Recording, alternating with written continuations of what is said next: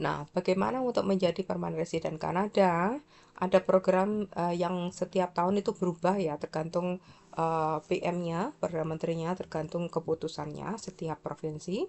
Jadi ada namanya Express Entry. Express Entry ini adalah program yang ini saya jelaskan lebih lanjut. Express Entry itu di sini ya.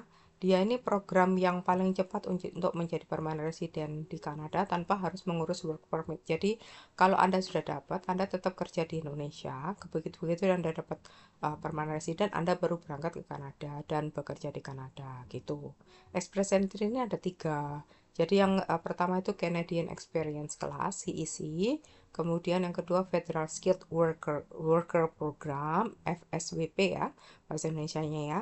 Kalau yang terakhir itu FSTP, itu Federal Skilled Trades Program. Apa bedanya Skilled dan Trades Program?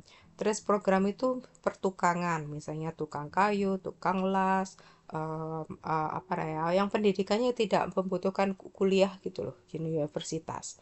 Jadi di sini orang-orang yang di bagian sini itu bayarnya tinggi loh. Jangan meremehkan tukang kayu, tukang listrik, tukang las. Di sini tinggi sekali dan ada program untuk sekolah khusus mendapatkan apa namanya sertifikasi sertifikasi di Kanada. Jadi orang-orang yang punya sertifikasi itu bisa bekerja dimanapun di Kanada karena dia punya Red Seal, namanya Red Seal.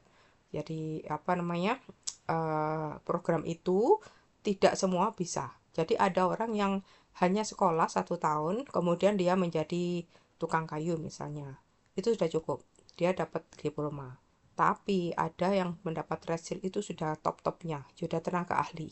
Jadi red seal itu biasanya loh ya bisa menjadi expat ke negara lain. Kalau saya pikir kenapa kok sangat penting karena misalnya ada pembangunan apa misalnya rumah ya atau gedung bertingkat atau apa ya misalnya stadium Olimpik di suatu negara mereka butuh tenaga yang benar-benar ahli, mereka bisa pakai orang red seal dari Kanada, itu bayarannya jauh lebih tinggi gitu.